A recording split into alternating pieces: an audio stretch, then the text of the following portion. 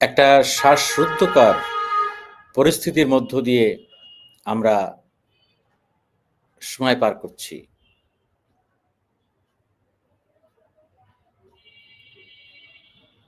সবাই জানেন যে আজ চট্টগ্রামে কি ঘটনা ঘটে গেছে।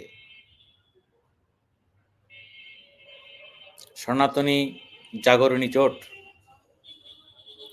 এর মুখপাত্র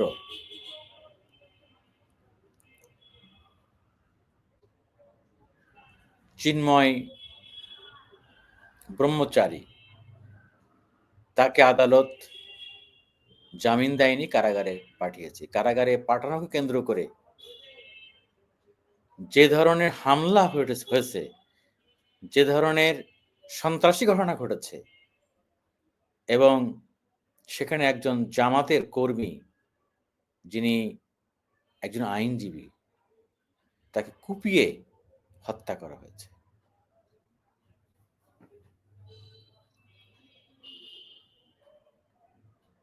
আমি গত কয়েকদিন থেকে কিন্তু বলে আসছিলাম, আমি বেশ কয়েকটি ভিডিও করেছি,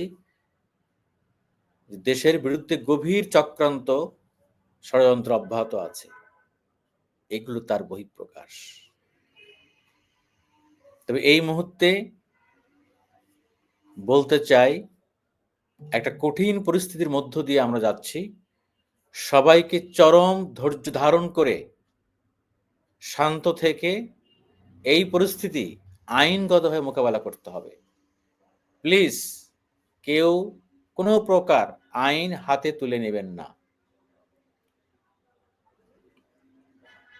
যারা বাংলাদেশকে অস্থিতিশীল করতে চায়, ধ্বংসের দ্বারপ্রান্তে নিতে চায়, একটি অকার্যকর রাষ্ট্র বানাতে চায়, শেখ হাসিনার পতনে যারা খুব নাখোশ, তারা এসব ঘটনা ঘটাচ্ছে। যারা এই ফ্যাসিস্ট হাসিনা সরকারকে ফের পুনর্বাসন করতে চায়, তারা এসব ঘটনায় মদদ যোগাচ্ছে। এটি দিনের আলোর মতো পরিষ্কার। কোনো পথ না পেয়ে এখন সংখ্যালঘু কার্ড খেলার চেষ্টা করা হচ্ছে। দেশে একটা সাম্প্রদায়িক দাঙ্গা, সহিংসতা ঘটিয়ে তৃতীয় পক্ষকে ফায়দা নেওয়ার সুযোগ করে দেয়া হচ্ছে। অতএব দল, মত, ধর্ম, বর্ণ নির্বিশেষে সবাইকে বলছি, আমরা যারা বাংলাদেশী, বাংলাদেশের নাগরিক, প্রত্যেককে এই সময়টা চরম ধৈর্য সহকারে, বুদ্ধিমত্তা দিয়ে প্রতিটি মুহূর্ত ফেস করতে হবে। কেউ কোনো রকম উস্কানিমূলক বক্তব্য দিবেন না এবং কারোর ফাঁদে পা দিবেন না। কেউ ন্যূনতম আইন হাতে তুলে নেবেন না। যেখানে যা অপরাধ সংঘটিত হবে বা যা হয়েছে, এটি সরকার আইনের দৃষ্টিতে যা যা করার আইনগতভাবে করবে। এই পরিস্থিতি আমাদেরকে খুব ঠান্ডা মাথায় মোকাবেলা করতে হবে। না হলে ওই তৃতীয় পক্ষ, তারা আরো মাথাচাড়া দিয়ে উঠবে। তারা এনিহাও বাংলাদেশের মধ্যে একটা অরাজক পরিস্থিতি, ধ্বংসাত্মক পরিস্থিতি, খুনোখুনি, মারামারি, এটি তারা জিয়ে রাখতে চায়। এটা করলে তাদের লাভ। অন্তত গত 7 দিনে এই ঘটনার আলামত পাওয়া গিয়েছে। আমি একটা কথা বলতে চাই, আপনারা ইতিমধ্যে শুনেছেন যে ইসকন একটা বিবৃতি দিয়েছে, আন্তর্জাতিক সংগঠন ইসকন থেকে, এই চিন্ময় ব্রহ্মচারীর ব্যাপারে, যে তাকে মুক্তির ব্যাপারে তারা বাংলাদেশ সরকারকে অনুরোধ না করে, বাংলাদেশ সরকারের প্রতি দৃষ্টি আকর্ষণ না করে, তারা ভারত সরকারকে বলছে এ বিষয়ে বাংলাদেশকে চাপ দেওয়ার জন্য। এটি তো পরিষ্কার। আরে ভাই, বাংলাদেশ কি ভারতের অঙ্গরাজ্য? এটা স্বাধীন সার্বভৌম রাষ্ট্র। অবশ্যই ইসকনের বিবৃতির অধিকার আছে, বলার অধিকার আছে। আপনারা বাংলাদেশ সরকারকে বলবেন যে আমরা এই কারণে চিন্ময় এর ব্রহ্মচারীর আমরা মুক্তি চাই। আপনার আরেকটা দেশকে বলছেন, তাও কোন ভাষায়? বলা হচ্ছে চাপ দেন, চাপ প্রয়োগ করেন। আমরা সব বুঝতে পারছি। এবং ভারত থেকেও কিন্তু উস্কানিমূলক বক্তব্য দেওয়া হচ্ছে। শুধু তাদের প্রোপাগান্ডা মিডিয়া না, ইউটিউবাররা না, বিজেপির পক্ষ থেকে সরকারের পররাষ্ট্র মন্ত্রণালয় কিন্তু তাৎক্ষণিক বিবৃতি দিয়েছে। অতএব বুঝতে কিন্তু বাকি নাই। আমরা মনে করি সব পরিবর্তন করা যাবে, প্রতিবেশী পাল্টানো যাবে না। আমি গতকাল একটা ভিডিওতে বলেছি যে আমরা অসাম্প্রদায়িক রাষ্ট্র। আমরা এই বাংলাদেশে হিন্দু, মুসলিম, বৌদ্ধ, খ্রিস্টান একসাথে কাঁধে কাঁধ রেখে আমরা ভাইয়ের মতো, বোনের মতো আমরা এই বাংলাদেশে বসবাস করি। আমাদের প্রতিটি গ্রামে আমাদের হিন্দু ভাই বোনেরা আছে। তাদের সাথে আমাদের পারিবারিক সম্পর্ক, আত্মিক সম্পর্ক অনেকের সঙ্গে। এই বাংলাদেশটা এমন ছিল না। কারা বলছে যেখান থেকে হিন্দু উচ্ছেদ করা হচ্ছে?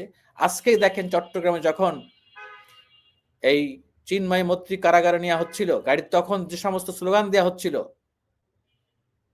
লাইভ করো, লাইভ করো, আমাদেরকে এরা উচ্ছেদ করতেছে, হিন্দুদেরকে এখানে থাকতে দেওয়া হবে না। এগুলো উদ্দেশ্য প্রণোদিত কথা। এগুলো একটা আতঙ্ক সৃষ্টির কথা। এগুলো একটা সাম্প্রদায়িক দাঙ্গা সৃষ্টি করে দেওয়ার প্রি প্ল্যান।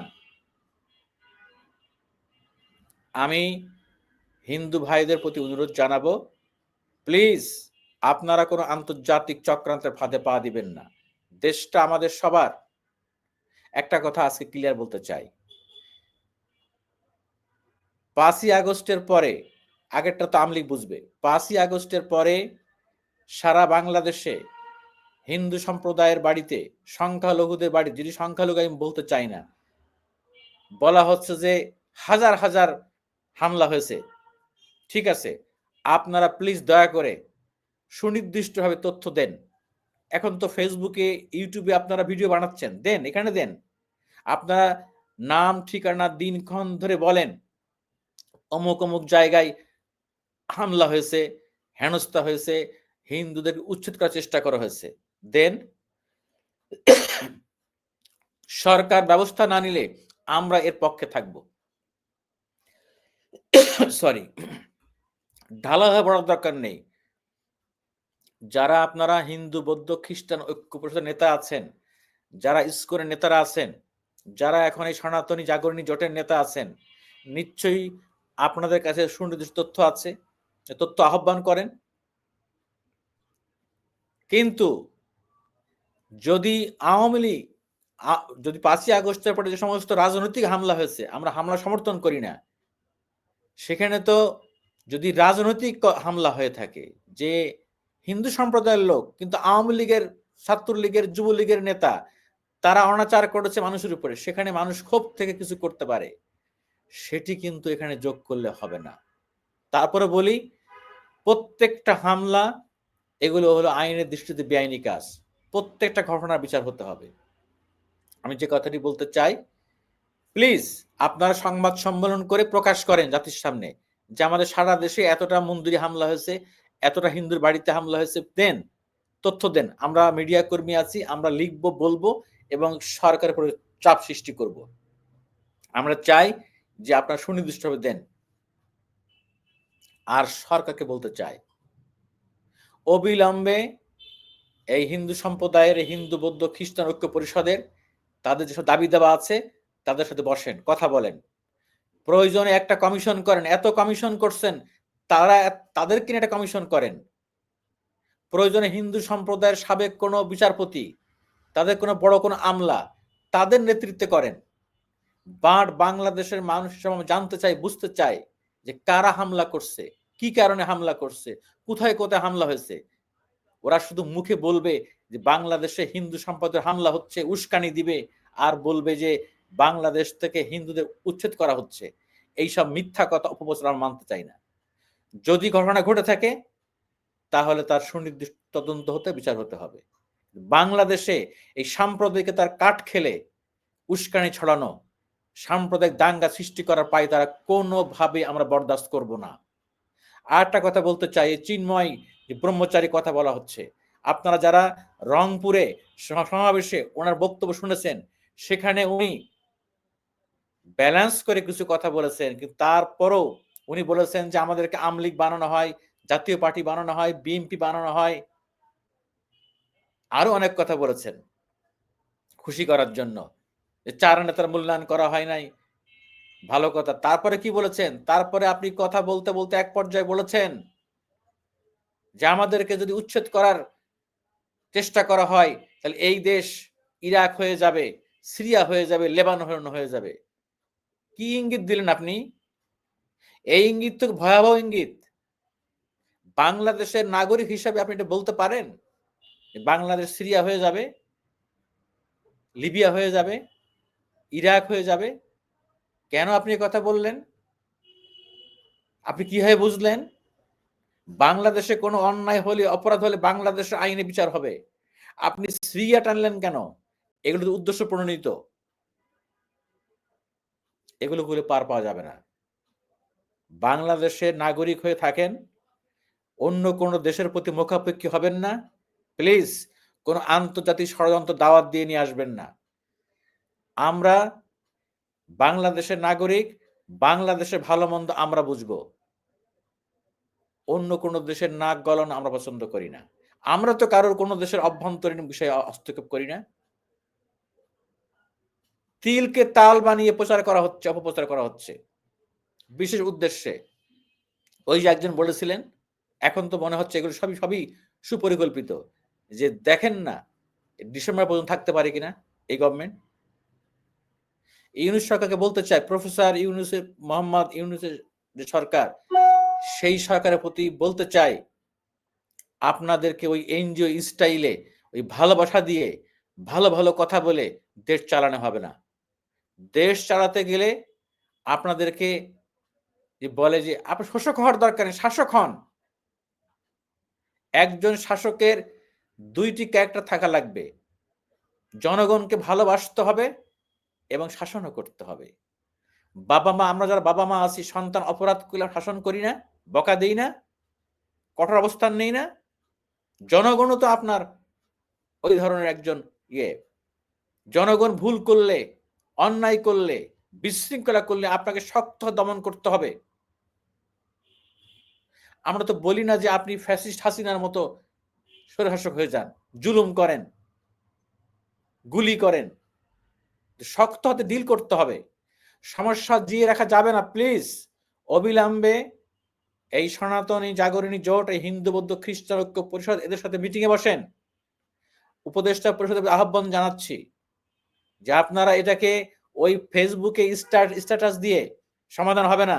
আমি দেখি আজকে আমাদের অনেক সমন্বয়করা ফেসবুকে স্ট্যাটাস দিয়েছেন, অনেক উপদেষ্টাও দিয়েছেন। এদের সমাধান হবে না। আপনাদের আলোচনায় বসতে হবে, চোখে আঙুল দেখিয়ে দিতে হবে তারা কোথায় কোথায় অপপ্রচার করছে, মিথ্যা কথা বলছে, এবং কোথায় কোথায় তারা আইনের দৃষ্টিতে অপরাধ করেছে। এগুলো একেবারে ওয়ান ক্যামেরা মিটিং করেন, পুরো জাতি দেখতে চায়। তারাও বলুক, আপনারাও বলেন। তারাও তথ্য হাজির করুক, আপনারাও করেন।